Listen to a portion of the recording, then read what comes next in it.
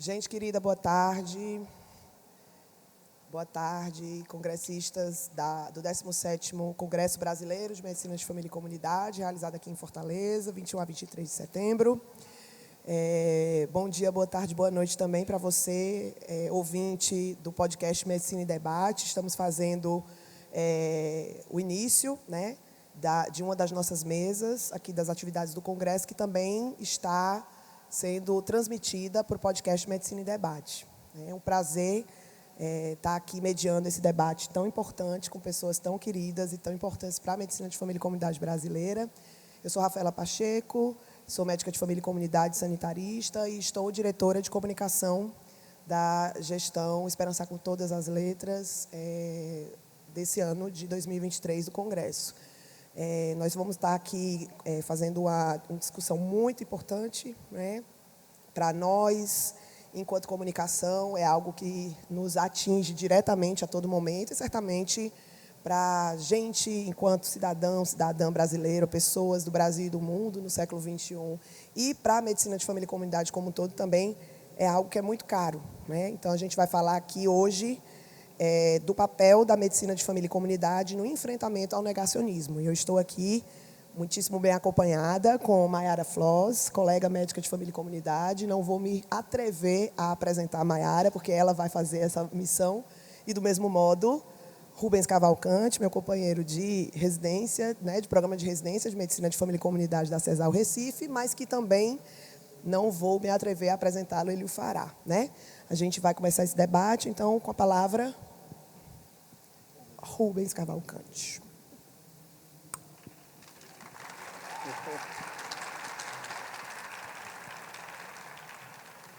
Som.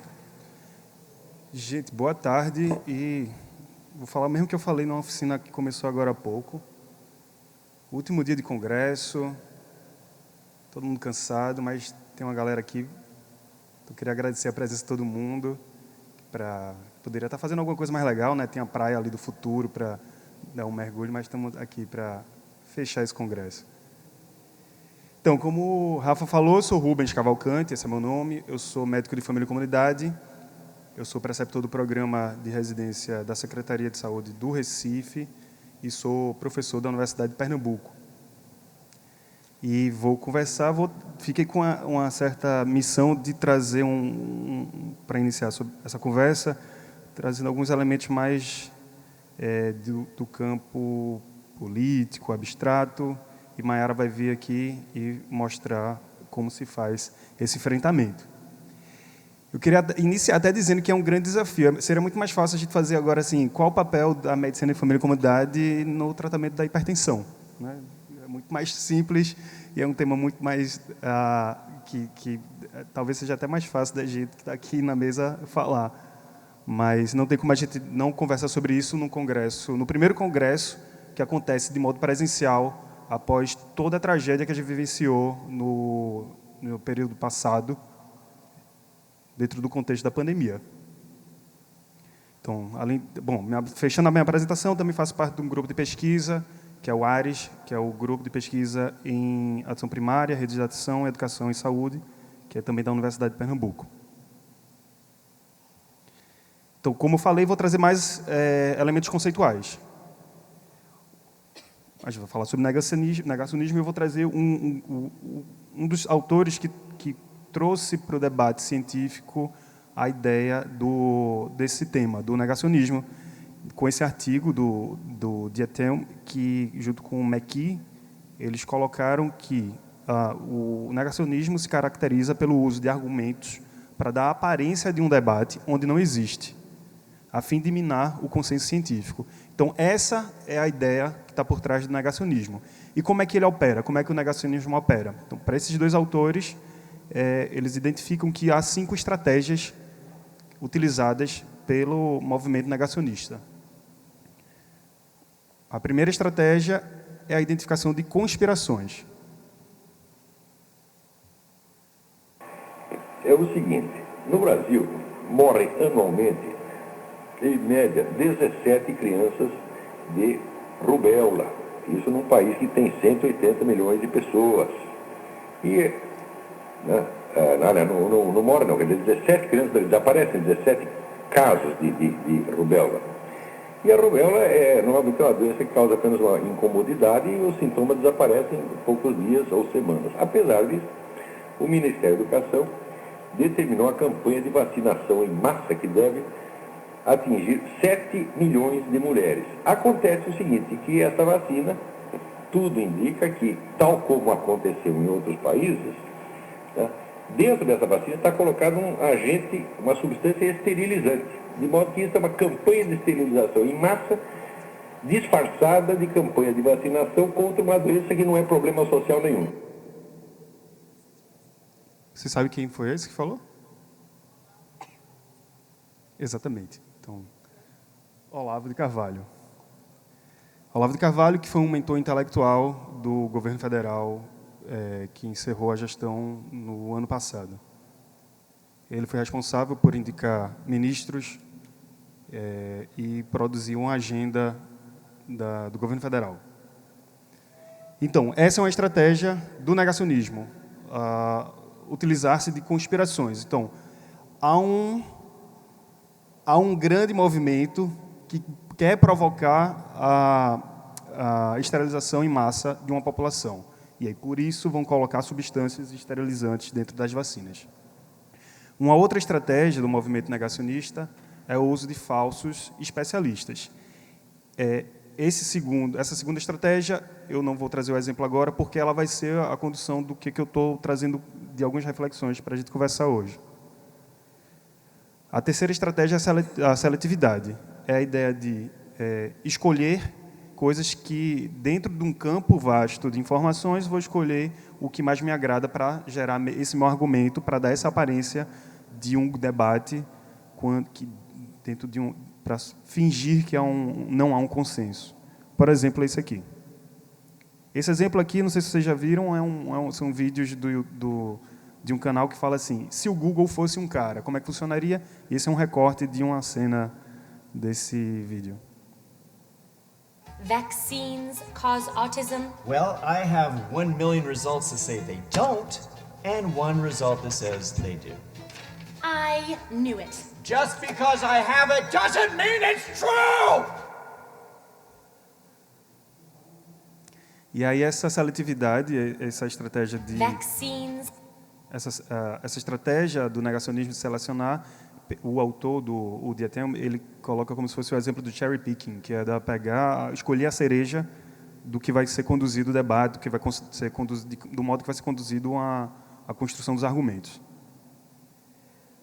A quarta estratégia é a criação de expectativas impossíveis, como, por exemplo, dizer que uma medicação garante 100% de eficácia para lidar com um problema tão crítico e tão grave que foi, né, a situação que a gente vivenciou da pandemia. Esse aqui é Didier Raoult, um dos responsáveis por construir ideias dos kits COVID, né, hidroxicloroquina, ivermectina e outras coisas. E, por fim, eles apresentam como uma quinta estratégia o uso de deturpações e falácias lógicas. E a gente pode ter visto isso, e eles usam isso também como exemplo, como a indústria do tabaco utilizou de diversas estratégias, dentre uma delas, quando se começou a ser comprovada a relação do tabaco com o adoecimento, eles começaram, a indústria do tabaco começou a estimular algumas pesquisas que fossem contraditórias, quando disseram, não há contradição científica, e aí a deturpação lógica foi de dizer, mas isso é uma decisão individual. Então, beleza que o cigarro faz mal, mas não acabem com nosso direito de liberdade, porque o fumo só vai atingir quem está fumando. E aí foi quando aconteceram as outras pesquisas e as outras evidências que mostraram os problemas do tabagismo passivo. Mas, enfim, são essas as estratégias que são utilizadas pelo movimento negacionista. E aí, agora, voltando para a segunda estratégia, a gente tem que pensar sobre essa história do uso de falsos especialistas. E aí a gente está falando sobre especialistas, a gente está falando sobre quem poderia...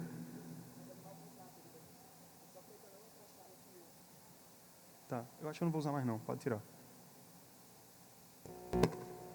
Pode desligar esse P2.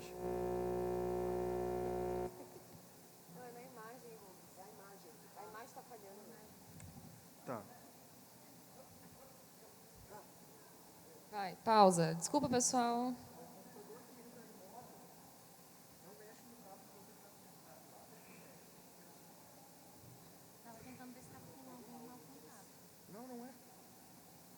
Ele entra em modo.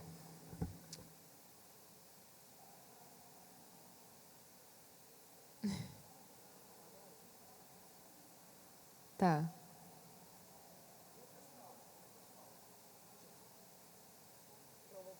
Pronto. Vamos lá. E aí, voltando para a segunda estratégia, que é apontada pelo autor, do uso de falsos especialistas, essa é bom, a gente está trabalhando a ideia, está trazendo o conceito de que existem especialistas que seriam verdadeiros. E isso é uma situação muito complicada de se tomar alguma definição do que seria especialista, ou quem teria autoridade ou não para se debater uma situação, um contexto. E a gente está falando sobre situações envolvendo a saúde, né? E assim, eu vou trazer um referencial que eu acho que ele é importante para o meu raciocínio, para a construção de algumas ideias. Então, o Fleck, que foi ele foi médico, inclusive, mas ele teve ele produziu alguns... ele foi considerado um dos formuladores iniciais das ciências, da sociologia da ciência e do Science Studies, e ele traz alguns conceitos que eu acho que são interessantes, são importantes para a gente construir a ideia de quem seria especialista ou não e de qual o papel dessas especialistas para a tomada de decisão e para lidar com a formulação de políticas públicas e tudo mais. E aí, dois conceitos que eu acho que são interessantes trazer agora para cá, produzidos por Fleck, é a ideia de estilo de pensamento e coletivos de pensamento. Então, estilo de pensamento é uma constrição definida sobre o pensar, e ainda é mais do que isso. É a totalidade da preparação e prontidão intelectual para uma forma particular de ver e agir. Então, o estilo de pensamento é algo que está impregnado na gente. Todos nós temos nossos estilos de pensamento, que às vezes, dependendo do contexto, pode ser o estilo de pensamento de um certo grupo, de uma certa atribuição, mas isso faz com que a gente tenha uma prontidão, um certo olhar para os fatos. E isso acontece com todos nós, tá? Já coletivos de pensamento seria uma comunidade de pessoas que têm esse mesmo estilo de pensamento. É o conjunto de pessoas que vivem em intercâmbio com essa interação do pensamento de um determinado estado de um conhecimento, de um estado de cultura, ou seja, de um estilo de pensamento particular.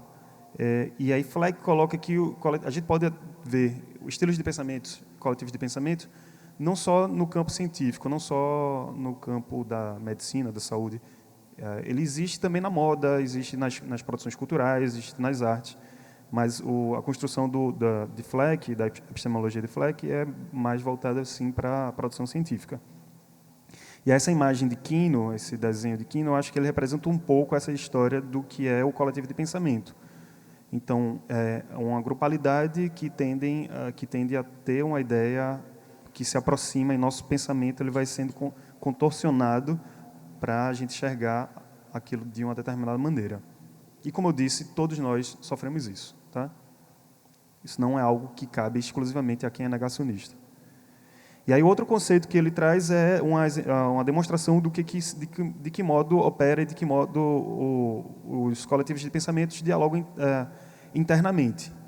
Então, para Fleck, existe uma divisão dentro de um coletivo que seriam desde as pessoas leigas, por exemplo, o exemplo assim, a gente aqui todo mundo do campo da saúde, então tem muitos médicos, muitas médicas, médicos de família e comunidade. Então todo mundo aqui está de certo modo aceitando a realidade da ciência do ponto de vista da medicina e da saúde. Do mesmo jeito, as pessoas que buscam a gente na unidade de saúde também concordam com a gente. Se não tivessem minimamente com a vinculação com a ideia de uma biomedicina, e eu estou falando de biomedicina para trabalhar como um campo da ciência, tá?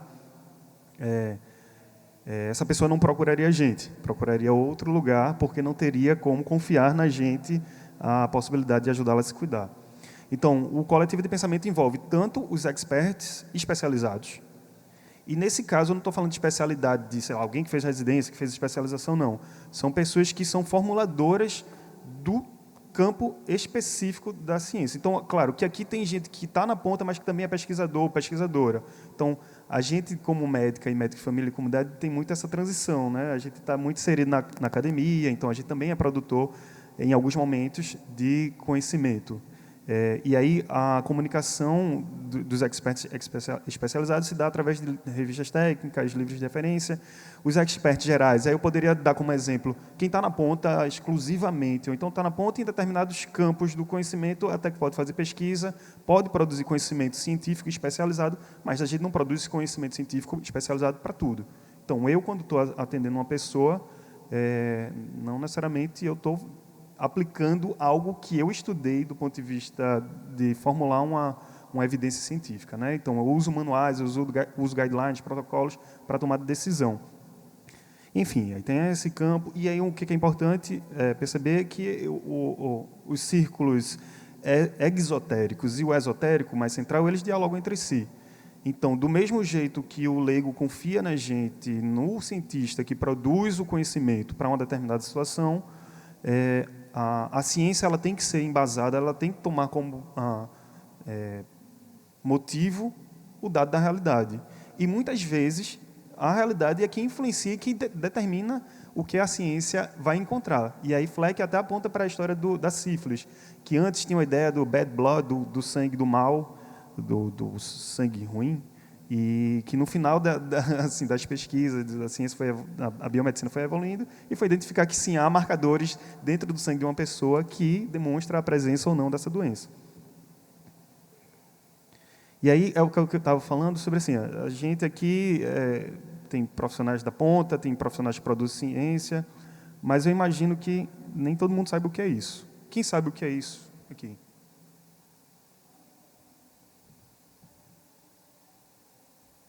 Só a Alicia sabe o que é isso. O que é isso, Alicia?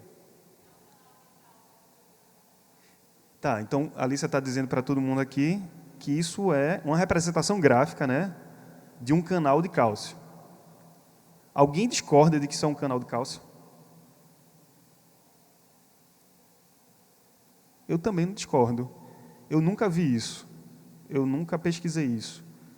Mas eu tenho confiança nas pessoas que passaram no tempo, na história, no desenvolvimento do conhecimento médico, no conhecimento da saúde, e aceito que isso existe quando eu prescrevo, por exemplo, anlodipino.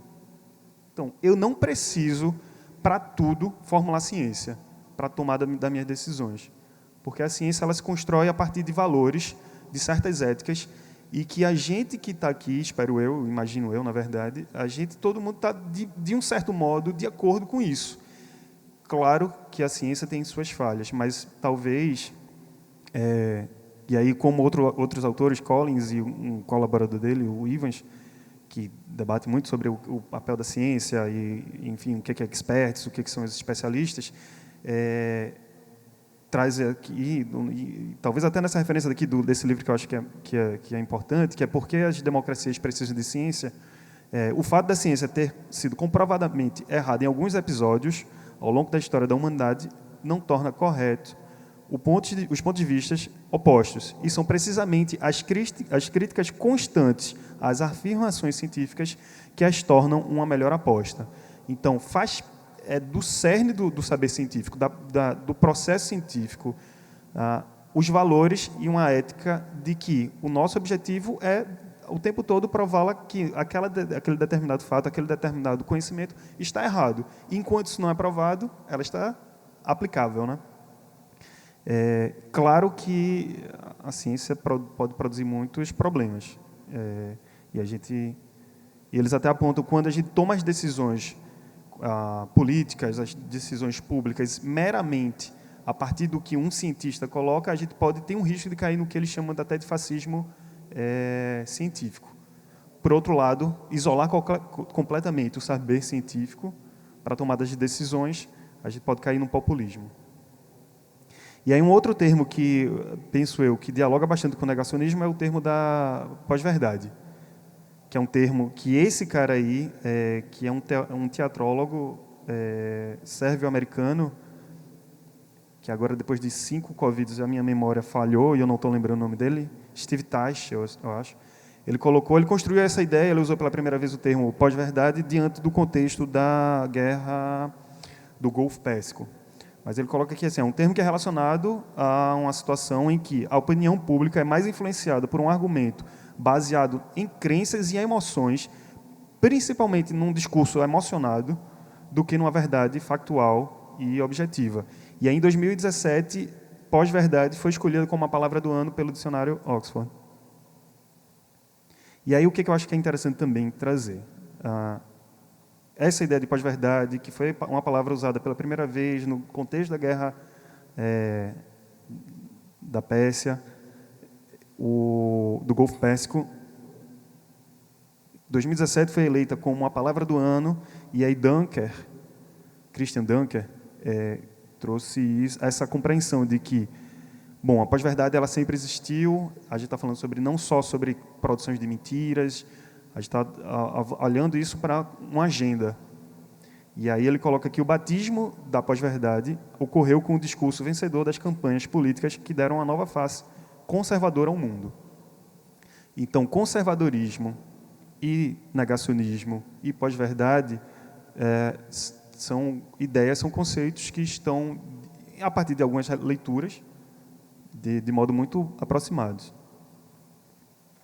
E aí, voltando assim, então, a gente entende que a ciência teve problemas, mas eu reconheço como uma das melhores opções para validar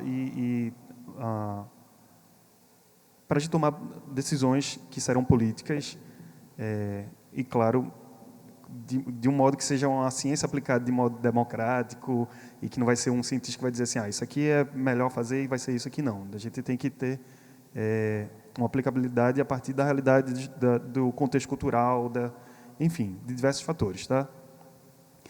Mas o que a gente viu de falsos especialistas, e aí eu acho que é o próximo slide que eu preciso pedir desculpas, porque eu vou apresentar algo que pode ser muito feio. É esse próximo slide mesmo. Então, desde o início, o presidente anterior do governo federal do Brasil, né, o Brasil foi reconhecido como o país que pior teve de manejo para enfrentar a pandemia da Covid. E aí ele fez o discurso de abertura da Conferência da ONU, que o Brasil é sempre que faz essa abertura, em 2021, e ele, no seu discurso, falou: desde o início da pandemia, apoiamos a autonomia do médico na busca pelo tratamento precoce, seguindo recomendações do Conselho Federal de Medicina. E aí, se a gente for pensar em especialistas, será que, enfim, quando a gente pensa num contexto de uma sociedade que estamos trabalhando com o tema médico, com o tema de saúde, com a situação de saúde, como foi a pandemia, é claro que uma instituição que precisaria ser avaliada, sondada e deveria ter uma participação forte, deveria sim ser o Conselho Federal de Medicina. Mas o que a gente vê, o que a gente viu, né? A gente viu o manejo da pandemia no contexto brasileiro, enfim, como eu já disse, né? Que foi considerado um dos piores países no manejo dessa situação. Alguns autores que escreveram, acho que é um artigo bem interessante para a gente refletir sobre qual é a relação do negacionismo, da pós-verdade e a sua relação dentro do contexto da pandemia. Esses dois autores, Guilherme Casarões e Davi Magalhães, eles fizeram esse artigo, que é a aliança da hidroxicloroquina. Então, eles conseguiram ver uma relação de que modo que líderes da extrema-direita mundial, e aí eles trabalharam a situação dos Estados Unidos e do Brasil, se utilizaram de promovedores, pregadores de uma ciência alternativa para construir o que eles chamaram de populismo médico. Populismo médico se trata de uma maneira de fazer política aproveitando-se de crises sanitárias, como foi o contexto da pandemia da Covid. Outros autores, o Moody e o Cotwalls, eles têm um livro sobre o populismo, e eles também trazem outro conceito que eu acho que dialoga muito com o populismo médico que a gente vivenciou aqui no Brasil, que é o populismo folclórico, que é um tipo de populismo, que no contexto de crise sanitária é um populismo médico, em que o comportamento político e amador e não profissional é quem toca a agenda. Também há um desrespeito aos códigos e à linguagem. E o que eu penso que a gente viu isso, um populismo médico e um populismo folclórico, e eu acho que a gente tem várias evidências com relação a isso. Por exemplo, os especialistas, os falsos especialistas que estiveram na construção da agenda e tentaram manipular algumas tomadas de decisões da saúde pública no país, se identificam como médicos pela verdade. Isso aqui é um print do site deles, em que eles dizem que, entre outras coisas, os postulados deles, que a base em evidências é importante para a medicina, mas não é tudo. A perspicácia clínica e a experiência de vida jamais deve perder a soberania. E aí a gente pode ver que talvez eles estivessem com alguns interesses por trás disso. A gente tem essa matéria do Intercept Brasil que mostra alguma relação de como o site do Médicos pelo Brasil também é uma oferta de consultas, e eu não tenho acompanhado mais, mas foi fortemente um Uber, um iFood de... Pela vida, não pelo Brasil. Médicos pela vida. Meu Deus, desculpem-me. Médicos pela vida. Pela vida, nem pela verdade, pela vida. Desculpa. Obrigado pela correção. Médicos pela vida. Chega, me perdi.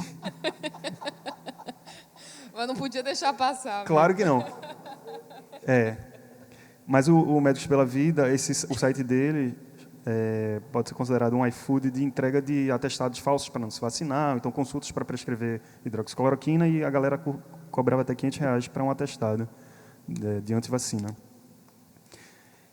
Essa ideia do populismo folclórico, né, que é de maneira amadora para formulação de políticas. Então, eles, de modo amador, quiseram, numa reunião ministerial, transformar a bula da hidroxicloroquina para incluir na bula a indicação para tratar a Covid.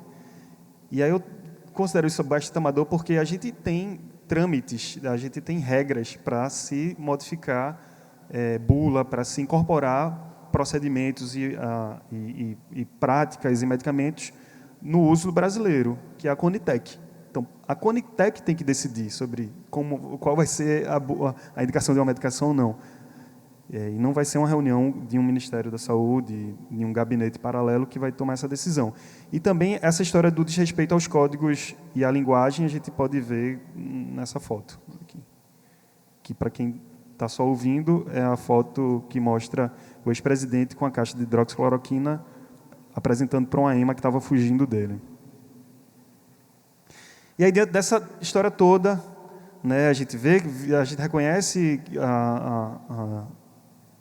que é um problema o negacionismo dentro do campo da saúde, e aí surge essa pergunta: qual é o papel da gente, da medicina de família e comunidade, do médico e da médica de família e comunidade, para enfrentar isso? E como eu falei no início, era muito mais fácil eu estar aqui conversando sobre qual é o papel da gente para tratar a hipertensão.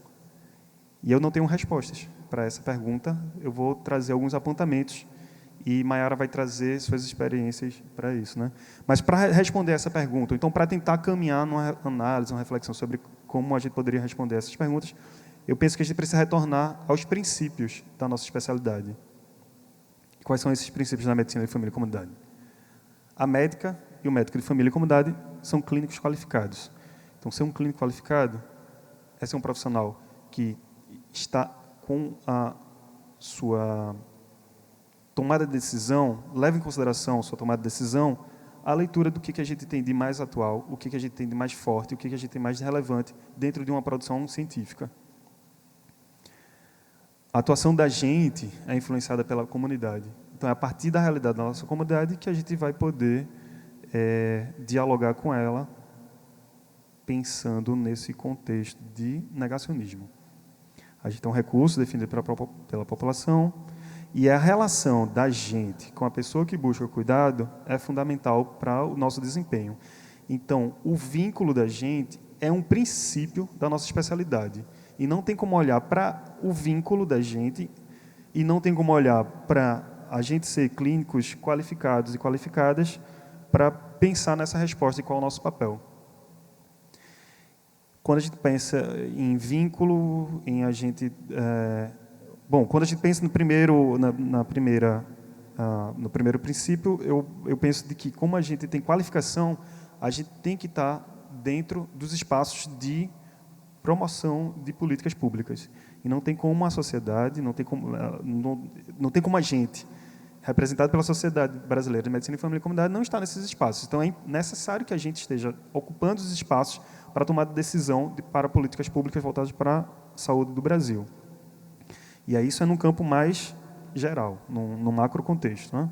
E aí, dentro do nosso papel no cotidiano de uma inserção da gente na atenção primária, no dia a dia, atendendo as pessoas que fazem parte do nosso território. Então, esse filósofo político, Daniel Esquivel, ele traz a ideia de 3 estratégias comunicacionais que a gente pode incorporar para o nosso dia a dia para o enfrentamento a esse negacionismo. O primeiro é o silêncio. Então, silenciar uma fala negacionista, silenciar um discurso que vai promover muito mais dano do que benefício, que é certamente que tem uma agenda de desconstrução dos consensos, é a primeira medida a ser tomada. E aí eu acho que dentro do território a gente não tem como fazer isso, mas eu acho que existem medidas também dentro do macro contexto, que é, por exemplo, essa notícia recente, Reino Unido já inicia um debate sobre regulamentação de redes sociais para menores de 13 anos. Também longe de mim achar que isso é uma grande solução e também longe de mim achar que isso é muito simples. Sabemos que regulação de redes sociais, de mídias, de comunicação é um tema muito delicado, mas também não temos como não pensar em silenciar, em derrubar sites, vídeos do YouTube, e de que modo que essas mídias sociais elas tenham que se responsabilizar por isso, pela promoção do discurso negacionista. E aqui também um exemplo de suspensão de grupos com manifestações antidemocráticas. E aí a segunda estratégia dessas 3 estratégias de Daniel é sempre a gente afirmar a verdade. Então a gente precisa ser promotor cotidiano da verdade factual da ciência. E por fim, utilizar a técnica sanduíche. E qual é essa técnica sanduíche? É de um outro cara, George Lakoff, que é um linguista, que ele coloca aqui o seguinte. E aí eu modifiquei a referência, porque ele dizia assim, começa com pão, depois vai para carne, e somos 2 veganos aqui na mesa. E aí eu botei um negocinho verde aí no meio. Uma alface. E aí a gente começa sempre com a verdade sobre o fato. A gente informar a verdade, só para contextualizar. Então, pensando assim, chegou uma pessoa no nosso consultório e vai dizer assim, eu vi um áudio de Olavo de Carvalho que ele diz que tem uma substância esterilizante na vacina. Estou com medo de dar para o meu filho, para ele não ser esterilizado. Então, a gente começa com a verdade. E a verdade é que a gente começa dizendo o que é a rubéola. A rubéola realmente é um problema de saúde que ela pode ter um significado muito grande quando ela circula no nosso país, na nossa comunidade, e alguém que está gestante, uma pessoa gestante, se infecta com essa doença e ela pode ter problemas para aquele bebê que virá a nascer. E quanto mais pessoas vacinadas, menor vai ser a quantidade de pessoas que podem adoecer e esse vírus pode diminuir a circulação. E aí, depois de afirmar uma verdade, a gente inclui a falsidade que a gente deseja refutar. E aí, seguindo esse exemplo, então, a rubéola é isso, o problema é esse. E se as pessoas não se vacinarem, como esse áudio que você recebeu, quer dizer, esse que diz que tem substância esterilizante, a gente sabe que não existe isso. Não existe essa substância. A vacina ela não é produzida com substâncias esterilizantes. E aí a gente termina reiterando aquela verdade que a gente falou no início e dizendo qual é a problemática dessa falsidade, desse argumento negacionista que isso pode provocar. E aí a gente diz, a campanha de vacinação ela foi importantíssima para o nosso país. A gente conseguiu erradicar a síndrome da rubéola congênita. E se a gente deixar de se vacinar, essa erradicação ela vai deixar de acontecer e pode ser que seja o seu neto, pode ser que seja a sua neta, que venha a ter esse problema caso a gente pare de se vacinar com relação a isso. Então, essa seria uma possibilidade, uma estratégia comunicacional de ser aplicada no nosso cotidiano, nos grupos que a gente realiza dentro da atenção primária, ou mesmo dentro de uma consulta, né? Então, até mesmo manejando numa reunião de equipe. E aí, considerações finais sobre isso tudo, eu queria dizer assim, só para encerrar isso, né? Eu trouxe alguns elementos que eu acho que são fundamentais para a gente pensar no papel da ciência, reconhecer que ela pode ser problemática, mas ela pode nos ajudar bastante e ela, por ser construída acima de princípios e valores, eu acho que ela continua sendo, como diz Collins, a melhor aposta. E por a gente ser médicas e médicos de família e comunidade, especialistas, clínicos bastante qualificados, a gente tem um papel fundamental para a inserção da gente na construção das agendas da saúde pública brasileira e dentro do nosso território, através de algumas técnicas e através de algumas experiências que a gente teve ao longo desse período e que eu acho que Maiara vai poder trazer agora isso. Valeu por enquanto. Obrigada, Rubens. Agora eu vou passar diretamente, sem mais delongas, a palavra para Maiara Flores. Pedir o pessoal puxar minha apresentação aí. Enquanto isso, eu vou me apresentando. Salve, salve também os ouvintes do Medicina em Debate, essa audiência linda aqui. Obrigada por estarem aqui hoje. Esse debate que é tão caro para nós também, né, Rubens, né, Rafa, de parar para pensar e o quão desafiador, assim. E aí o Rubens trouxe todo um aspecto teórico e eu vou tentar trazer, assim, ó, o feijão e arroz do dia a dia, né? Como é que e sem carne também, né? Vamos manter o veganismo aqui. Então, o feijão e o arroz do dia a dia, né? Então, pensar negacionismo, comunicação, educação, saúde, comunidade, todas as interfaces. E eu trouxe algumas perguntas, porque eu gosto de parar para pensar o que nos mobiliza. E aí eu botei um covidzinho ali perguntando isso. Eu costumo perguntar, assim, porque foi muito sofrida a pandemia. Assim, eu achei que foi muito sofrida. E quando eu estava lá na pandemia, trabalhando, atuando na atenção primária, e acho que a realidade que muitas pessoas passaram, eu também estou no meu doutorado, né, e acabei decidindo estudar negacionismo junto com os jornalistas. Meu orientador deixou, e eu fui para a área da comunicação, tentar entender o que estava acontecendo. Eu queria muito pelo viés da mudança climática, mas eu não conseguia pensar em mudança climática quando tinha tratamento precoce. Assim, eu fiquei tipo, não vai ter como, assim, não vai ter como.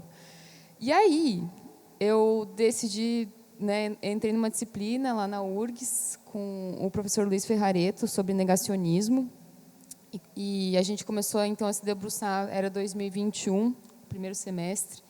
A vacina ainda estava chegando, assim, várias questões, e acabei me debruçando, então, sobre isso, assim. E aí nossa, pesquisa em comunicação, da perspectiva dos jornalistas, não tem nada a ver com o que a gente faz a nossa pesquisa, assim, né? Foi um sofrimento aquela disciplina para mim, e aí entender e tal. E aí eu decidi fazer uma coisa muito simples, que foi levantar todas as notícias da Folha de São Paulo sobre tratamento precoce de hidroxicloroquina. Eita, que foi um trabalhão. Aí, não, mas não pode ser só um meio de comunicação, os colegas falaram, tem que ser mais de um. Aí eu levantei todas as do Estadão. É bom que seja 3. Aí eu levantei todas do G1. E aí comecei a fazer uma análise de conteúdo e tal. E estava lá no site notícia, fui parar no site do Ministério da Saúde. E o lodo estava na comunicação do Ministério da Saúde. Larguei mão do G1, da Folha e tal, e fui olhar. Então, fui olhar para o que estava passando no site do nosso Ministério da Saúde, assim. E é aterrorizante. Até coloco o detalhe que eu peguei agora, esses prints recentes, e se vocês olharem ali, tem atualizado, novembro de 2022, vários. Então, teve uma retificação dos artigos um pouquinho antes do apagar das luzes do governo anterior, que isso já dá outro artigo, assim. Né? Então, um pouco do que o nosso Ministério da Saúde estava comunicando e o quanto que isso foi desorganizador e que criou uma comunicação divergente. Então, a gente estava aqui, nós, produzindo ciência, tentando coletar dados, atuando, tal. E o nosso Ministério da Saúde, que é o nosso órgão federal, que nos ajuda a tomar decisões, estava fazendo uma comunicação divergente. Então, assim, era bizarro estar no Brasil, né? E sobreviver ao Brasil. Vi esse artigo da Cochrane sobre a comunicação do Trump em relação às evidências científicas. Então, muito interessante esse artigo, assim, né? Depois coloquem na Cochrane. E aí ele colocou quando que teve o primeiro estudo com a hidroxicloroquina, e aí como que eles começaram a comunicar. 11 de março a OMS declara a pandemia da Covid, daí, né, entra os estudos, Trump anuncia a aprovação da hidroxicloroquina, né? É horrível lembrar dessas coisas, mas vamos lá, né? 19 de março de 2020, e aí vai colocando assim, e aí vai colocando quando também os estudos vão mostrando que não tem, né? 5 de junho, Recovery diz que não tem evidência de tratamento com hidroxicloroquina, de junho de 2020, né? Houve um retratamento do estudo que apareceu no Lancet e etc. E que é aquilo que o Rubens falou, né? De quando a gente tem um erro na ciência, tá? Foi lá, publicou o artigo errado, tiraram, né? Colocaram e se corrigiram. Eu acho que a gente ter capacidade de se corrigir é muito importante, assim, né? E em 15 de junho, a FDA nos Estados Unidos tirou, né, o uso emergencial da hidroxicloroquina, 2020, tá? Aí eu olhei, eu pensei, vou fazer para o Brasil. Eita, que deu um trabalhão, tá, gente? Quem quiser olhar, tá aqui. A linha do tempo, o tratamento precoce para a Covid do Brasil, a desinformação e comunicação do Ministério da Saúde, assim, que foi um artigo bem importante. E eu sempre costumo dizer para os meus residentes, ou vocês fazem a pesquisa de vocês do TCR com uma coisa que vocês amam muito ou uma que vocês odeiam. Porque eu estava assim, às vezes meu companheiro dizia que eu estava lá mexendo no computador e ficava vermelha, assim, que eu ficava de raiva fazendo essa linha do tempo para poder, né? E eu não vou apresentar a linha inteira, porque ela é traz muitos elementos, mas muito quando eu trazia em 2021 para os meus colegas jornalistas a questão da Covid e a questão do tratamento precoce, ainda eles vinham com um quesinho de dúvida. Assim, mas é que tem estudos, não sei o quê. E eu falava, não, tem outras coisas e tal. Já tinha um pouco a pacificação em relação à hidroxicloroquina, mas tinha sempre outras drogas, sei lá, anita, ivermectina, e tinham coisas novas, assim. E aí eu queria trazer muito que isso, que era muito importante a gente comunicar o quanto que isso foi danoso, porque quando a pessoa estava tomando cloroquina ou seus associados, ela se sentia segura para não usar máscara, ela se sentia segura para não respeitar lockdown. E isso foi muito grave para a nossa leitura da pandemia, assim. E a dificuldade de nós fazer essa análise durante as crises da Covid, assim. Mas, então, trazendo para o Brasil, né, o que está em roxinho são as publicações científicas, em amarelo o que foi veiculado na mídia, em azul pelo governo federal, assim, né. Então eu trouxe um pouquinho, né, do posicionamento do que a gente teve. Então a linha do tempo ela começa muito parecida com o que teve nos Estados Unidos, Trump, Bolsonaro, e aí ela vai evoluindo assim, né. 14 de maio a gente tem a primeira notícia do Ministério da Saúde.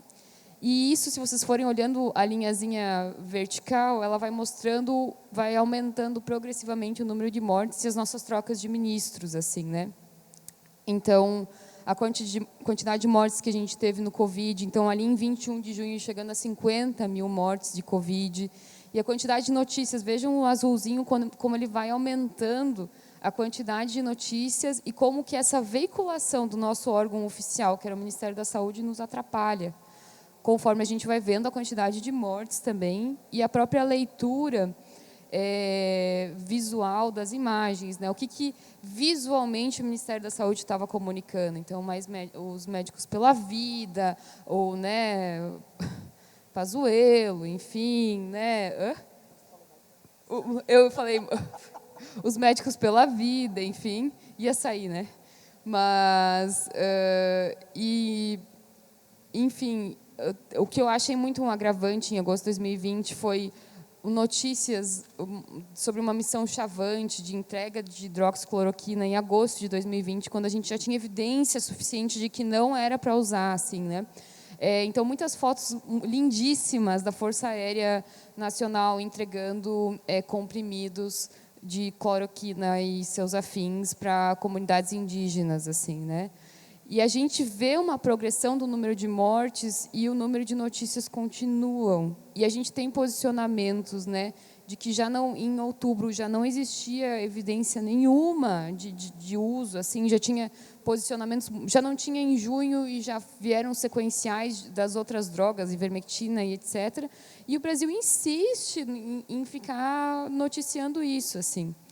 E eu fui na linha do tempo até a entrega a entrada da CPI da Covid, assim, né, quando a gente já estava em 300 mil mortos da Covid-19, né, 400 mil mortes em abril de 2021, e uma insistência, né, em fazer essa comunicação divergente.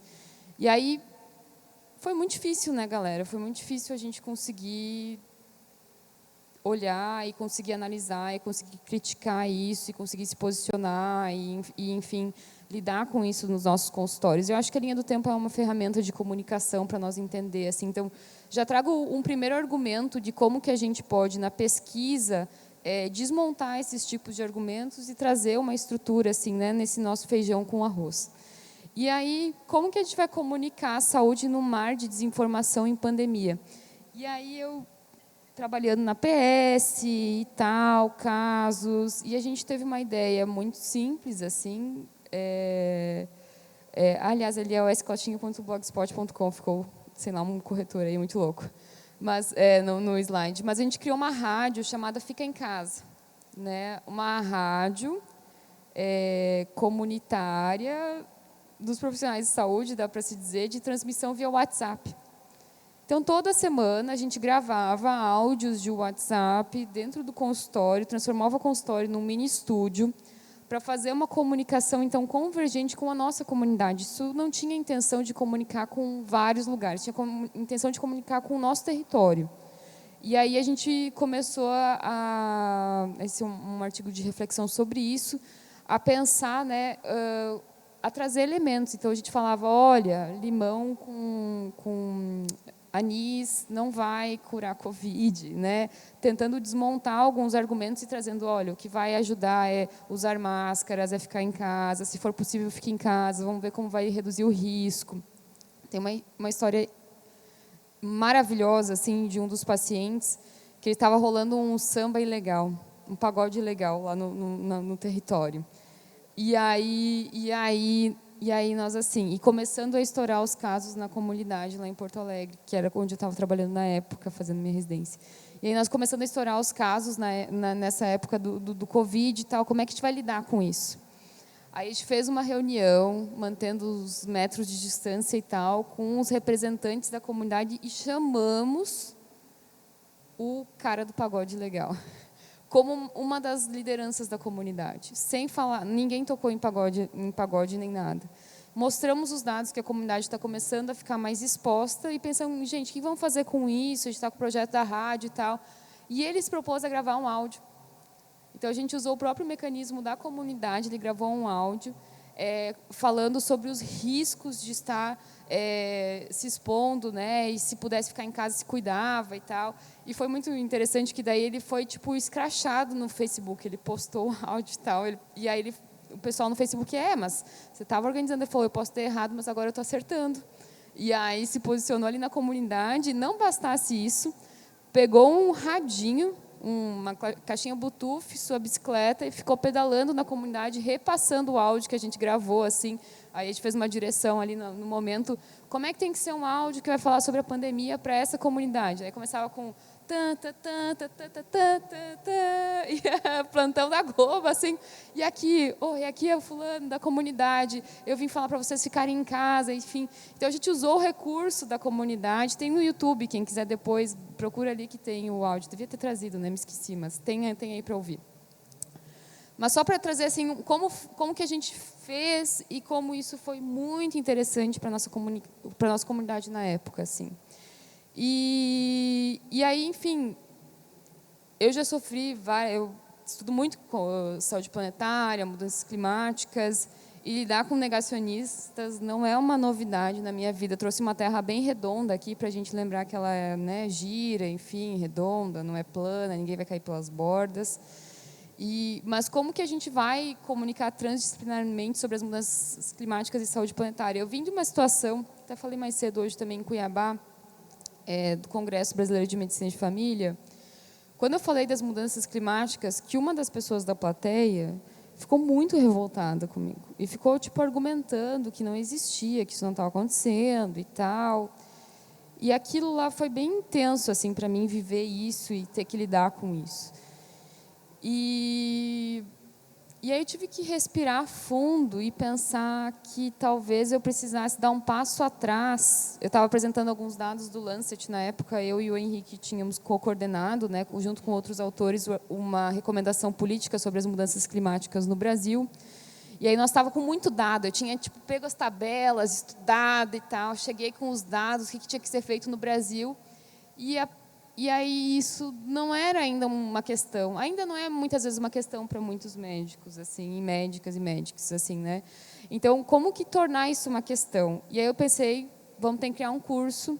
Já tinha tido essa ideia, mas foi o motor, foi um negacionista, o motor para criar o curso de saúde planetária, para mim dizer, não, eu preciso que a gente vai ter que nivelar um pouco mais, assim. Criamos o curso de saúde planetária, disponível no Telesaúde RS, quem quiser fazer se inscreva, está bem interessante. Fizemos essa iniciativa numa plataforma gratuita, um curso gratuito, latino-americano, feito por latino-americanos, e a gente ficou muito interessante o curso, foi traduzido por Harvard para o inglês, depois a gente fez com a UONCA, um curso voltado para a atenção primária à saúde, já traduzido também para o francês. E me orgulha muito dizer que hoje nós somos, talvez, possivelmente, a gente não tem bem esse dado, mas o lugar brasileiro, né, latino-americano, que mais treina profissionais nesse assunto. E eu acho que isso é um dos nossos grandes combates ao negacionismo. Assim. Eu trouxe um videozinho bem curtinho, 1 minuto sobre o curso. Assim. Se puder dar play no vídeo, por favor. Tem áudio.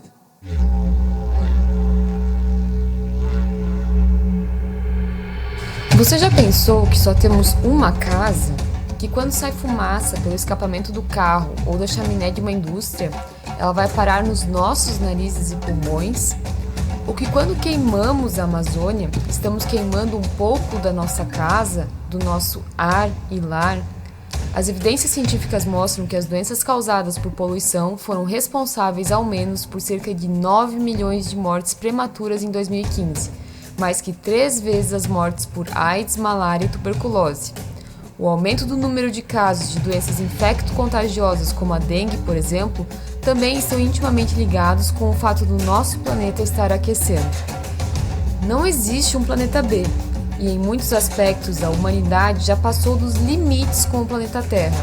Assim, a saúde planetária está focada em caracterizar as ligações entre as perturbações causadas pela humanidade nos sistemas naturais da Terra e os impactos resultantes na saúde pública.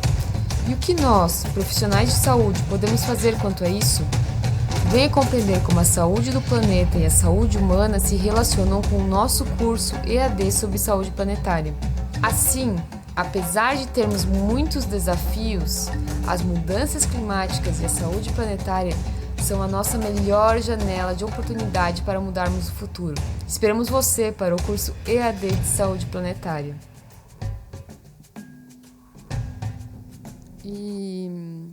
Então, esse dado não está bem atualizado, mas a gente teve mais de 9 mil inscritos do mundo inteiro. Algumas publicações já saíram em função disso e eu acho que é um motivo assim de muito orgulho para a gente que é brasileiro assim ter chegado nesses lugares e tem sido uma ferramenta de combate, de sensibilização e do negacionismo. Quem tem vontade de dar aula, quem é preceptor, professor, etc., tem esses materiais já desenvolvidos, em especial esse pela Rafaela Zandavalli, que é como fazer um roteiro na graduação, enfim. Então, isso são caminhos, a educação é um caminho para a gente transformar, assim, né? Aqui, muito rapidamente, assim, só para a delícia que é a gente parar para pensar na transdisciplinaridade como uma forma de lutar contra o negacionismo. Essa é uma turma de agronomia, da Universidade Federal de Santa Catarina, tendo uma aula sobre saúde planetária nos fundos do Centro de Saúde, o qual eles ajudam a cuidar de uma agrofloresta que a gente está plantando lá. 30 centímetros de altura ainda, pessoal, mas tenham fé. No próximo congresso, espero dizer que elas já estão com 1 metro, pelo menos. E eu discutindo isso com os estudantes de medicina, residentes de medicina de família, o pessoal da saúde, junto com o pessoal da agronomia, assim. Se a gente vive uma crise, e é uma crise, a gente vive uma crise climática, a gente vive várias crises assim atualmente. E aí a saída para essas crises ela é coletiva. Então, quanto mais a gente trazer pessoas de campos diferentes para ajudar a pensar de outras formas de entender o nosso mundo, cosmovisões indígenas, inclusive, eu acho que é muito importante para nós conseguir lidar. Aqui é uma aula também na residência. Decidi começar a fazer um movimento de sair da sala de aula, porque a gente tem que pôr mais o pé na terra mesmo. E esse ano, com muita alegria, então, que residências multi, MFC, plantaram árvores. Então, como parte da sua formação, eu peço para eles irem visitar as árvores no parque, então vão lá visitar as perobinhas, né? Foram principalmente perobas, que são árvores que vivem muitos anos, assim, que vão durar 500 anos. Né? Então, que a gente pense que o mesmo plástico que a gente usa muito rápido, a árvore que vai de um plástico de uso único, usa uma única vez, essa árvore, então, também é uma forma de uma resposta, que é uma árvore que também vai durar muitos anos, né? O plástico vai ficar 500, 800 anos na natureza, mas essa árvore também vai ficar, se tudo der certo, né? Se a gente conseguir lidar com isso. Então, existe um dentro e um fora para a gente pensar ciência, comunicação e saúde.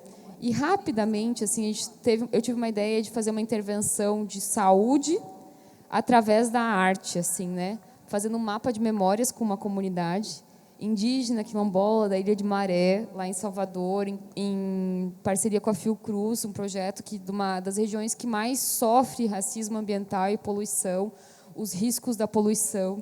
E a gente vem trabalhando com artivismo. Então, eu acho que a arte é um dos caminhos e uma das respostas ao negacionismo, junto com a ciência, junto com pensar o meio ambiente, junto com pensar a comunidade. E a gente fez, então, um mapa de memórias. Ao invés de eu perguntar, fazer um mapa onde tem o farol, onde tem a escola, a gente perguntou onde você tem uma memória importante nessa ilha. Eu tenho uma memória de um pé de manga, onde a minha mãe contava histórias quando eu era criança. Esse resgate dessas memórias dessa comunidade. E aí, ao mesmo tempo, a gente pintar muros que comuniquem, né? Fazer com arte, com grafite. Então, fizemos uma residência artística com um colega de grafite, um artista de quadrinhos, arquitetos e urbanistas, e eu, médica, né? Para tentar trazer isso, assim. E a gente pensar, então, na arte como uma forma de reflexão sobre isso, assim. Esse é um dos produtos, né, se alguém quiser ver, uma das coisas que a gente já fez, isso foi em novembro do ano passado, a gente ainda está lidando com essa quantidade de dados, então, mas um quadrinho contando as histórias e dando voz para essa comunidade e permitindo que essa comunidade também comunique sobre as suas questões ambientais e dos seus modos de vida. E aqui a lindeza, assim, que é nós talvez comunicar questões de mudanças climáticas, de resistir, que reflitam a comunidade e que deem a identidade dessas comunidades através da arte. Assim. Então, eu queria muito trazer a arte como um caminho de comunicação e de combate ao negacionismo. Assim.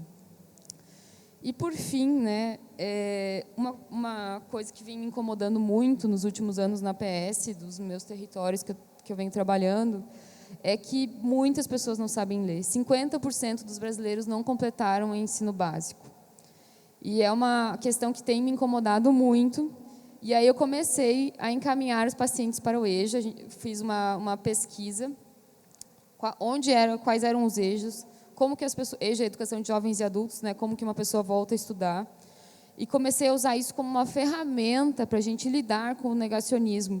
Então, a gente começou a fazer um mapeamento das EJAs do município, um fluxo. Então, pelo menos eu e minha residente, não sei se Carol está aí, mas a gente pergunta a todos os pacientes, você estudou até quando? Né? Daí você estudou até quando? Depende da resposta. Tem o fluxo ensino médio, o fluxo ensino básico e o fluxo para voltar, para entrar na universidade, se esse for um desejo ou um curso técnico. Então, a gente tem mapeado os principais locais. Não é uma tecnologia muito grande. Aqui, ó, esse aqui é um do que é explicando educação de jovens e adultos, como é que funciona o ensino fundamental, quais são as universidades que tem ali. Mas, ao mesmo tempo que a gente faz isso, a gente fez um fluxo real com a EJA. Eu tenho contato dos professores da EJA, dependendo da EJA que fecha melhor para o meu paciente. Então, se é uma EJA noturna, eu já tenho contato e eu aviso assim, fulano veio aqui, não sabe ler, tem como tu ligar? Não sabe ler. Tu vai ter que ligar para essa pessoa para combinar como que vai voltar a estudar. Vai ter que falar com o filho dela para ela voltar a estudar, um idoso que não sabe ler.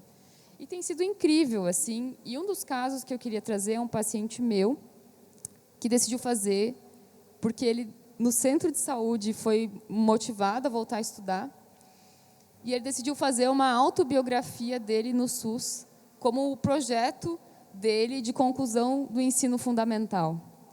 E se isso não é combater o negacionismo, eu não sei o que é. E ele mudou completamente a perspectiva da EJA e se formou. E isso, quando ele faz disso o seu projeto de conclusão do ensino básico, do ensino fundamental, ele leva essa discussão para dentro da escola. E a escola vira meio que um lugar de saúde também. E a gente fez recentemente, então, esse espaço formativo, na qual os pacientes da EJA foram ensinar os profissionais de saúde sobre a importância dos profissionais de saúde encaminharem para voltar a estudar. Né? Então, aqui é eles trabalhando na horta, então também, atualmente, a escola tem um turno, a escola da EJA tem um turno que é na unidade básica de saúde, então a gente está fazendo uma integração muito profunda disso. E, enfim, era mais ou menos isso que eu queria trazer, assim, que existem diversos caminhos que eu queria abrir para vocês dentro da MFC e dentro da nossa prática, e de a gente conseguir construir, né? Eu acho que também essa política de voltar a estudar é muito simples de implementar, mapeiem com as EJAs, a gente está dentro da Secretaria de Saúde, Municipal de Saúde, a Secretaria Municipal de Educação é do lado, né? Por que a gente não vai atrás? Né? Por que a gente não constrói essa rede? Já falei várias vezes, vou falar de novo aqui no Congresso, isso tem que ser uma política nacional, Ministério do Trabalho, Ministério da Educação, Ministério da Saúde, porque muda muito a vida das pessoas. Atualmente, tenho 20 pacientes que voltaram a estudar e que estão matriculados na EJA, fora os que estão no SEJA, que é o ensino médio, fora os que voltaram para a universidade. Assim. Alguns outros convites, eu acho que o audiovisual tem uma potência muito grande de comunicar e lutar contra o negacionismo, e me alonguei um monte, gente, desculpa, mas eu acho que era importante trazer essas ideias. Obrigada. Obrigada, Mai. Queria saber da produção, estamos com quanto tempo?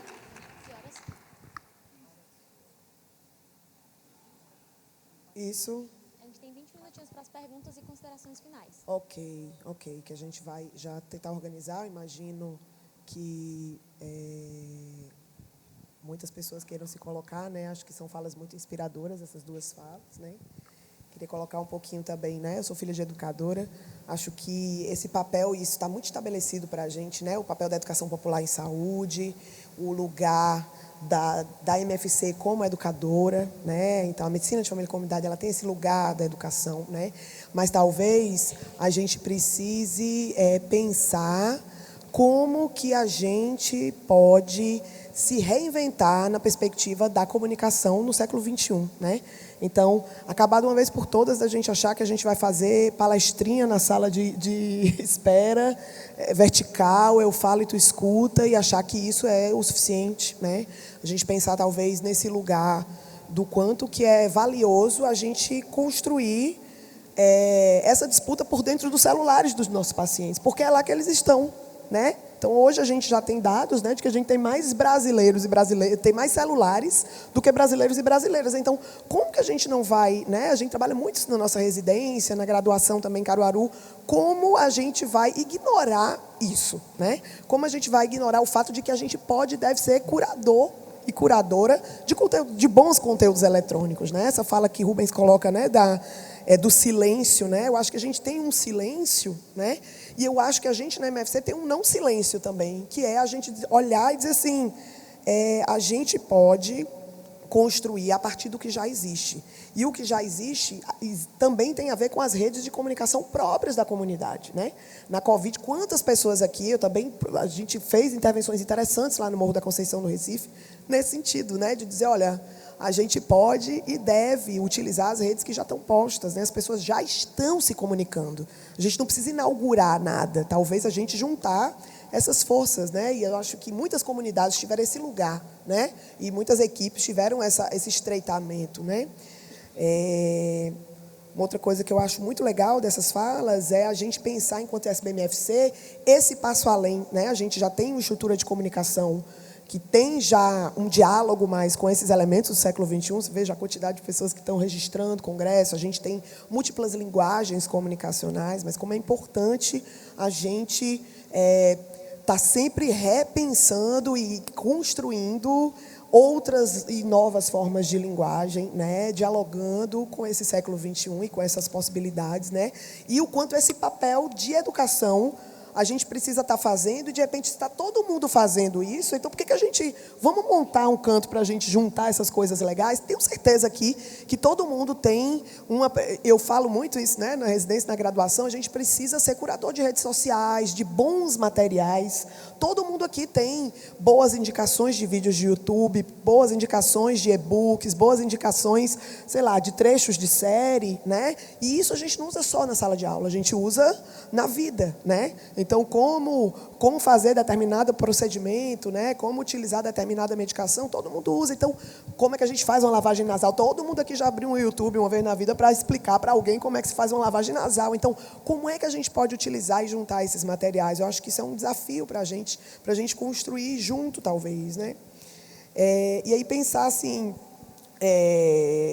como que essa potência, Mai, que você coloca, né, da saúde e da educação, né?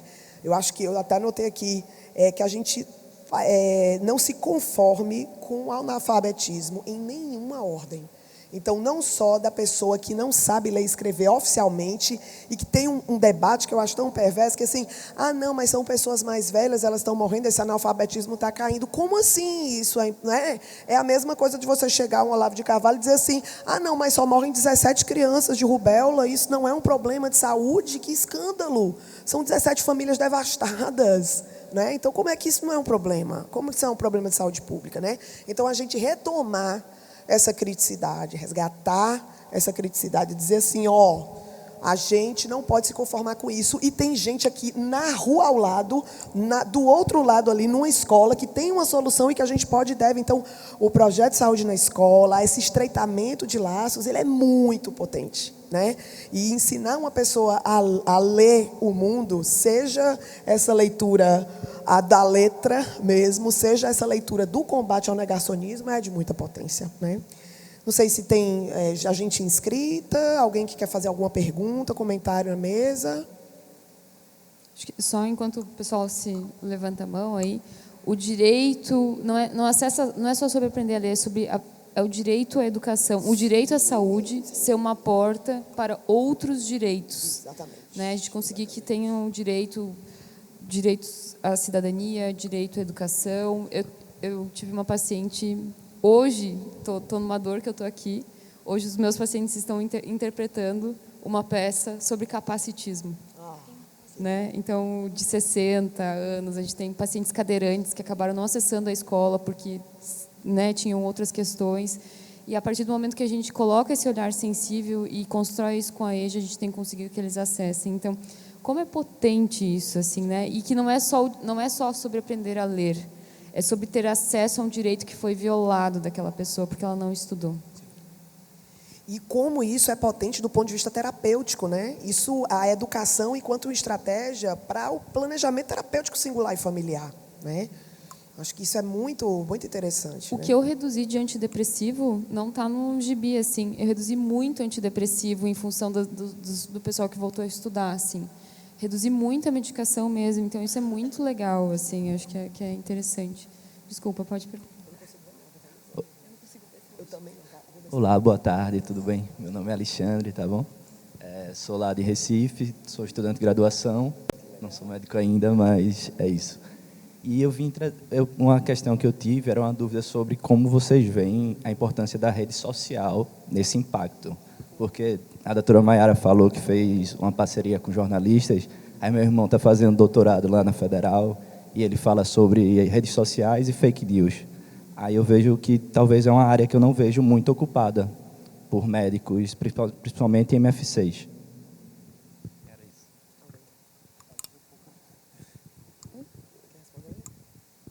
Eu acho que assim tem muitos caminhos assim de a gente pensar fake news eu acho que é aí que está a potência de a gente trabalhar com transdisciplinaridade. Eu acho que tem coisas que jornalistas vão fazer muito melhores do que MFCs, assim, né? Não, realmente, assim. E foi uma dor o artigo sobre a linha do tempo fazer da perspectiva da comunicação, porque é uma linguagem que eu não estou apropriada. Eu acho que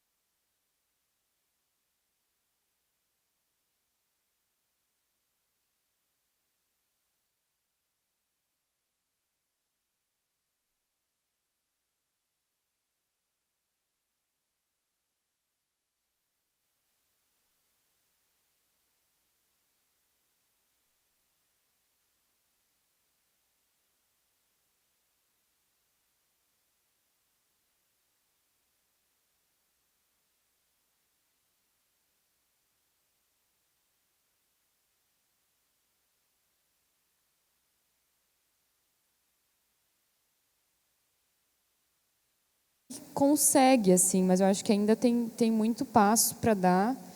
E eu, às vezes, me incomodo de a gente ter que estar ocupando tanto essas redes sociais, enfim, porque a gente acaba tirando o resto da nossa vida de outros lugares, assim, para, às vezes, estar respondendo e estar nas redes, assim. Acho que são debates internos meus também, sabe?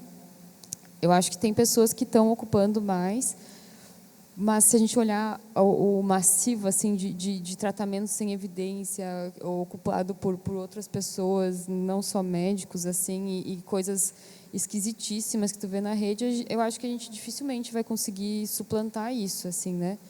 E aí eu acho que vem muito de a gente ter as respostas comunitárias e as micropolíticas. A rádio no centro de saúde. Isso é uma micropolítica muito potente. Porque para a minha comunidade, se a minha voz, que sou a médica, para a minha comunidade isso funciona muito bem. Se você vai na sua comunidade e faz a micropolítica, eu acho que vai muito bem. Eu acho que é sempre uma luta muito grande ficar aliando isso tudo. E eu acho que quem tem que responder as fake news com a ajuda dos especialistas são principalmente os jornalistas, assim. E eu acho que a gente tem que ter muito a noção de que a gente tem que trabalhar junto. Eu acho que não é só Maiara MFC, só Rubens, só Rafa, acho que é o coletivo mesmo.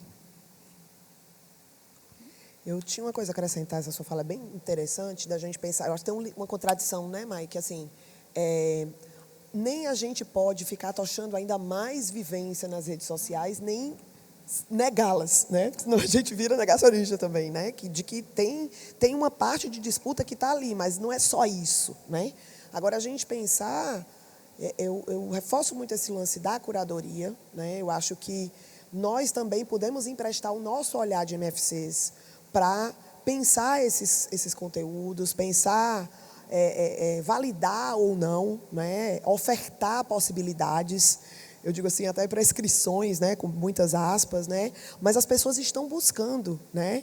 Então, assim, as pessoas chegam cada vez mais com uma lista de coisas, com o Dr. Google. Eu acho que a gente não tem que entrar em confronto com o Dr. Google. A gente tem que transformar isso numa aliança. Conteúdo, né? Da consulta, conteúdo da consulta. Isso, e que bom que as pessoas estão perguntando, elas estão querendo saber, elas têm o direito de saber o que está acontecendo com elas. Então, a gente poder utilizar isso enquanto potência, e aí também, notadamente, utilizando essa limitação, né? Que é a nossa limitação enquanto construção de saber médico, né? Por mais que a gente goste, aqui a gente tem 3 figuras que desde a tenra idade, né, curtem esse debate de comunicação. A gente, né, conhece o Rubens há muitos anos, mas também eu sei que a gente já trocou muito tempo, porque a gente gosta desses outros teóricos. E tem muita coisa, tem um mundo, é uma área de saber. Né? Então, assim, quando a gente vai para esse lugar, então a gente pode e deve mergulhar no que a gente está afim, mas também a gente entender que existem pessoas que estão mais apropriadas do que nós, e por que não a gente não utilizar essa universidade de ideias, né, e de construção de saber a partir da transdisciplinaridade e a partir dessa potência. E assim, aí tem uma coisa do social accountability também, que é a gente pensar que a gente não tem que ficar produzindo conteúdo para as pessoas também têm os seus repertórios, né? E as soluções, elas não são para a comunidade, elas são da comunidade, né? Para a gente também não estar também colonizando o saber das pessoas e achando que, não, lá vai você com sua regra, né, no auge dos seus privilégios, achar que você pode ensinar, e aí Paulo Freire, né, se treme todo de ouvir uma coisa dessa, né? Então, a gente poder pensar como é que é isso, e essa solução ela já está na comunidade. Essas rádios, essas caixas de bicicleta, rolaram em muitas comunidades. Morro da Conceição também teve, Recife, várias situações. Eu me lembro de Karina Spinelli, que é uma cantora de samba maravilhosa lá do Morro da Conceição. Ela cantou e cantava ao lago ali da comunidade, fazendo apelo para os comunitários e comunitárias de que se ficasse em casa, né? E qual que é a dificuldade. A gente sabe que esse ficar em casa não é tão simples, né? Mas assim, a gente poder pensar com a comunidade e a gente poder construir esses elementos e essas respostas com essa sabedoria comunitária, que é muito potente, né? Eu esqueci teu nome.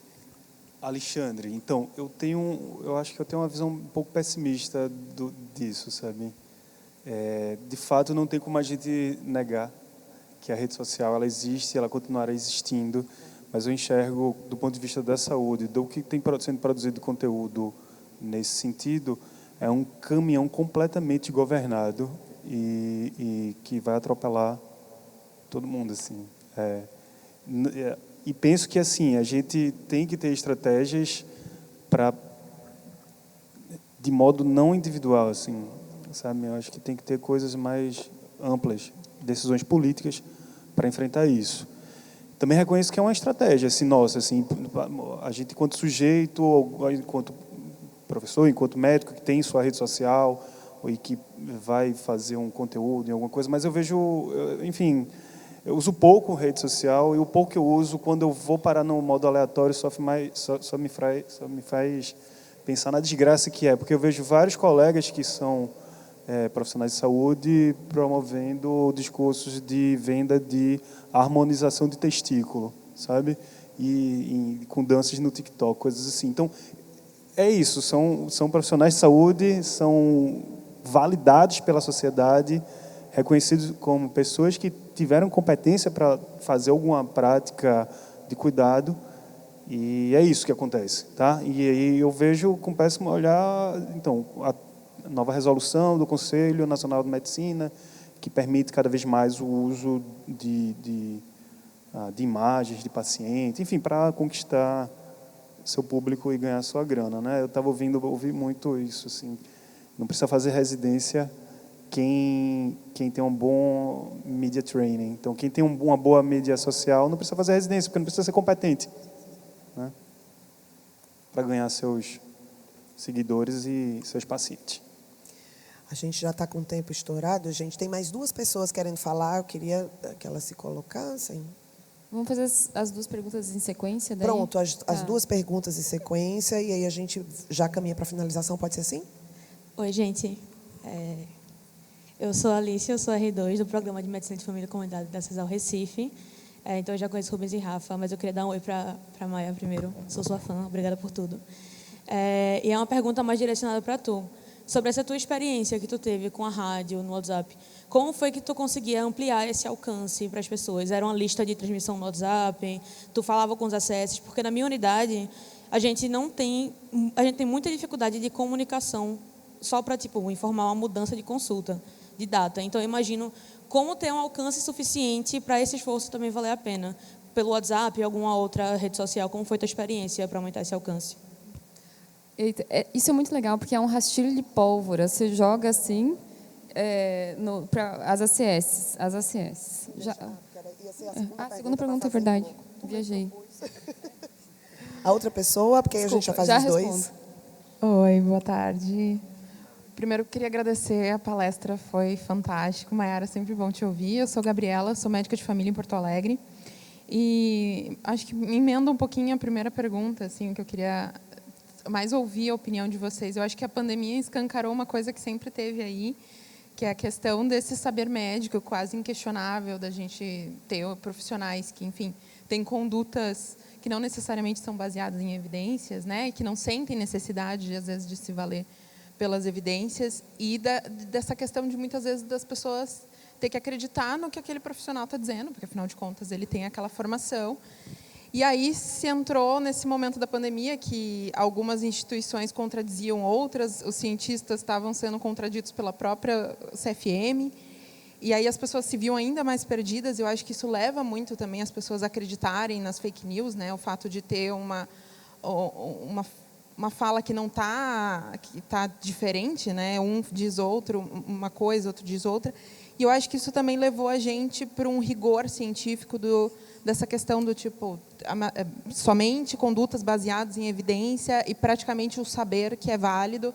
É só o saber que tem essa validação dentro da ciência ocidental. E eu acho que isso também, às vezes, acaba expulsando outros tipos de saberes, né? E aí eu fico nessa dualidade. Como é que a gente valida esses saberes, mas também protege as pessoas desse tipo de áudio que tu colocou, do Olavo de Carvalho, delirando sobre a vacina? Então, eu acho que a gente está nesse momento assim, dessa régua que está um pouquinho difícil de medir. Então, essa é a minha pergunta para vocês. Agora eu respondo, e daí acho que também o Rubens tem algumas coisas para adicionar em relação a isso. Assim. Em relação à primeira pergunta, só para mim não me perder, era muito um rastilho de pólvora, assim, né? Você jogava aquilo para... A gente tinha as ACS tem o WhatsApp, jogava no WhatsApp dela, ela mandava um áudio no grupo do CS. Não era só, era o pessoal da recepção também, todo mundo, assim, né? Tinha contato com o paciente, começava a encaminhar. E aí a gente não tinha inicialmente um grupo de transmissão. Isso que também a gente foi fazendo a ideia, e a ideia foi nos fazendo no meio do caminho. Eu falei, quem sabe vamos criar um grupo de transmissão. Aí a gente criou um grupo de transmissão. Mas, mesmo assim, o que mais dava certo é essa capilaridade. Assim. Aí chegava... Na época foi muito legal, porque a gente começou fazendo, aí a gente fez um guia de como gravar, e, de repente, várias outras unidades do Brasil estavam fazendo também, como uma estratégia de enfrentamento ao negacionismo dentro dessa situação. Mas é muito de comunidade para comunidade, e acredito que, especialmente, o papel das agentes comunitárias também. Elas têm contato com os pacientes, elas encaminham, e aí depois, para onde que o paciente vai encaminhar, e perdi o controle. Assim, a gente não conseguiu estimar, a gente tentou, a gente não conseguiu estimar em quantas pessoas chegou. Assim, não conseguia. Mas a gente tinha muito assim... no próximo programa a gente vai querer falar disso, disso e disso. E aí os próprios pacientes acessavam as ACS, trazendo as dúvidas. Tal coisa é verdade? Aí, para nós, era um prato cheio. Né? Já estava pronto o programa seguinte. Tal coisa é verdade? Muitas reflexões também. Eu estou com muitas saudades dos meus filhos, ou né, na pandemia. E aí a gente falava sobre isso, aí a gente tentava trazer alguma coisa de leveza. Era um programa de mais ou menos uns 10 minutos. Uma receita de um biscoito, ou sei lá, uma coisa que a própria comunidade colaborava. Eu queria uma poesia, indicava uma poesia. A gente gravou um episódio inteiro em crioulo com os haitianos. Nós tínhamos uma área de ocupação explicando. Então, acho que não eu falando crioulo, certamente, né, mas com a comunidade, eles mandavam os áudios também para nós, então virou uma coisa de comunicação mesmo da equipe. Obviamente que eu tenho que falar que não é fácil sustentar isso, a gente não conseguiu manter. E é muito triste, assim, porque daí a gente começou a ser soterrado, evidentemente, pela pandemia, e caso,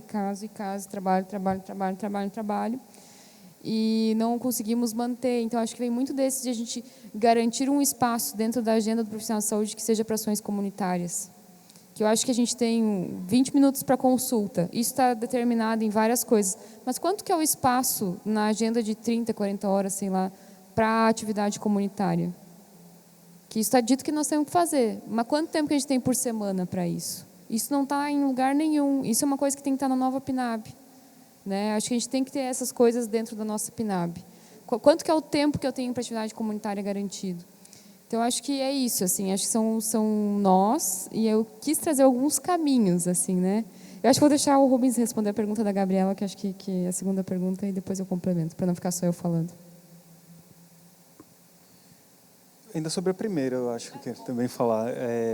A gente teve a experiência, não foi, eu, tu e Ari, de fazer uma oficina no congresso anterior sobre como gravar episódios de áudio, e tu trouxe essa tua experiência, de trouxe umas técnicas também. Neste agora, você estava muito atribulado e não participou, né, não ia ter como encaixar na sua agenda. A gente também reproduziu essa oficina aqui novamente, foi bem legal. E tem um material que a gente pode distribuir, né? Tem o guia de como fazer, enfim, a gente tem alguns materiais que podem instrumentalizar quem deseja aplicar isso no dia a dia, né? Mas tem todas essas dificuldades que são de como isso ser encaixado na agenda de trabalho ou de formação de quem é residente. Assim. Não tem como a gente levar isso para um momento em casa, ficar gravando. Isso tem que estar dentro do nosso horário de trabalho. E eu reconheço que essa é uma grande estratégia da educação popular em saúde, assim. Tá bom da gente fazer cordel, sabe? Eu acho que a gente tem que sim utilizar o que... E isso é um ensinamento freiriano, né? A gente tem que reconhecer o que é a cultura da população. Então, é mídia social, é WhatsApp, território. Isso. E não tem como a gente, enquanto uma especialista, uma especialidade que é determinada pelo território, que a gente é um recurso da comunidade, não olhar para essa comunidade e reconhecer essa cultura e reconhecer essas possibilidades de intervenção da gente, né? Eu tenho também algumas dúvidas sobre como responder essa segunda pergunta, porque, de fato, assim, a gente está lidando com, voltando para aquilo que eu apresentei, né, são estilos de pensamento, tá? E aí, por mais estranho que seja, assim, a gente tem pessoas que são médicas de família e comunidade que são da extrema-direita, do mesmo jeito que tem pessoas que não são da extrema-direita. E aí, se a gente pensar nisso, do campo político como um coletivo de pensamento, tá? Daquilo que eu apresentei no início, por mais que uma pessoa seja médica de família e comunidade, clínico competente, sendo um dos princípios, né? Estudiosa e tal, olhar para algumas evidências, se aquela evidência ela vai em confronto com do que minha maior liderança, do que eu acredito como um valor político, a gente passa a olhar para aquela evidência, a pessoa passa a olhar para essa evidência de uma outra maneira, tá? Então, se eu apresentei ali na apresentação, mostrei que havia um viés econômico, e eu acho que não temos como não olhar para o viés econômico do negacionismo, mas ela mexe também com afeto, com valores, com ideias, e não necessariamente seria alguém que está ganhando com isso, né? E aí, eu estou falando... Bom, e aí, diante disso, né? Tivemos um conselho de medicina que deixou na mão da gente, de cada um, de um modo bastante neoliberal. Quem decide o que é correto ou não é a autonomia do profissional de saúde, né? Enfim, alguns apontamentos. Precisamos repensar isso. Precisamos repensar de que modo esses conselhos são ocupados. A gente passou por isso agora, também teve a eleição, e, sinto informar, foi uma tragédia, não é? Mas o que eu quero, se eu falei que eu olho com pessimismo para as mídias sociais, eu queria agora trazer um outro lado, assim, um olhar de esperança, esperançoso. Porque na construção da minha tese, na minha pesquisa, eu estava avaliando o que acontece com a medicina, que ela se transforma extremamente conservadora. E aí eu fui para a graduação, querendo responsabilizar a graduação. E assim, eu sei, teve um grande viés. O meu campo de pesquisa foram 2 universidades públicas do Nordeste brasileiro, tá? E eu vi que a gente morreu, foi isso. E aí alguns apontamentos assim, que a formação ela precisa trabalhar com sensibilidades, com sentidos, e vi muito isso de Caruaru da resposta dos estudantes que participaram da pesquisa, sabe? Eu fui para o campo, por exemplo, achando que eu ia encontrar um monte de estudante que ia dizer assim, a medicina é isso mesmo, não sei o que lá, vamos destruir, a gente é tudo conservador, e vi que não. Pessoas que chegaram, uma estudante que disse assim, poxa, eu sou evangélica, eu passei na graduação depois de muito tempo, e se não fosse a medicina, e não nada contra os evangélicos, sabe assim, mas isso foi um discurso de uma aluna que foi entrevistada. Se eu não tivesse entrado na medicina, eu hoje em dia estaria reproduzindo todos os discursos anti-abortistas, né, anti-aborto, enfim, e que eu reproduzia antes, mas a medicina me trouxe um olhar que foi a questão da empatia, de conhecer os sentimentos, ver a fragilidade, ver a vulnerabilidade das pessoas, e eu entender que eu estou num lugar de cuidador, de cuidadora. E o cuidado me transformou meu olhar. Então, assim, por mais que a gente ocupe coletivos de pensamentos, né, que são conflituosos, há uma possibilidade, talvez, de mutações acontecerem e ser transformado. Então, há uma luz no fim do túnel, que são algumas experiências bem-sucedidas que aconteceram dentro das graduações em alguns lugares do nosso país. Considerações finais, valeu, pessoal. Obrigado para quem está aqui e para quem ouviu, porque está ouvindo a gente no Medicina Debate, né? Mas eu fiquei assustado com o que Marcos chegou aqui e disse que a gente devia terminar. Obrigada, Rubens. Tuas considerações finais Só também, agradecer, né? Tá frio pra caramba aqui no Fortaleza, é um calor, mas aqui no auditório tá muito frio. Cadê esse aquecimento global? Tá vendo que a invenção... Enfim, e ter vocês aqui na plateia com certeza nos aquece assim, para pensar nisso e obrigada pelas gentilezas das perguntas. E eu acho que esse não esgota aqui, né? Acho que a gente quis trazer incomodações para a gente pensar. Assim. Muito obrigada, Rafa, obrigada, Rubens, obrigada pelo espaço. E é isso, né? Espero que vocês estejam mexidos, tocados e tocadas nesse sentido de pensar essas pautas, né? São pautas importantíssimas, né? E que agora elas façam ainda mais sentido, né? Às vezes quando a gente não tem uma leitura, né? A gente pensa que isso está tão distante da gente, né? Um debate macropolítico, acho que ficou agora mais aterrado, né? O quanto que isso faz parte do nosso dia a dia, do nosso feijão com arroz, como a Mai colocou. Então, agradecer a plateia, a presença, as perguntas, as reflexões, agradecer o pessoal da audiência do Medicina em Debate, dizer que a gente curte muito, a gente já está inovando aqui. Né? Siga as redes do Medicina em Debate, senão o Ari vai me matar, por favor. Isso, ajudem por seguindo, favor, ouvindo. Medicina em Debate, né? Tá nas principais plataformas digitais.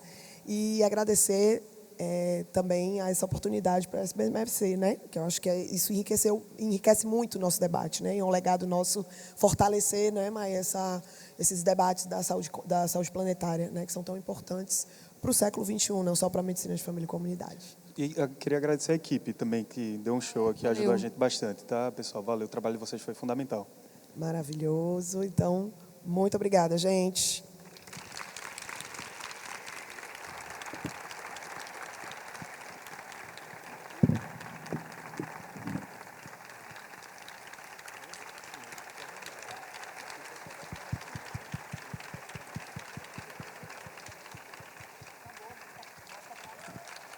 Mais para o meio. Vai para o meio.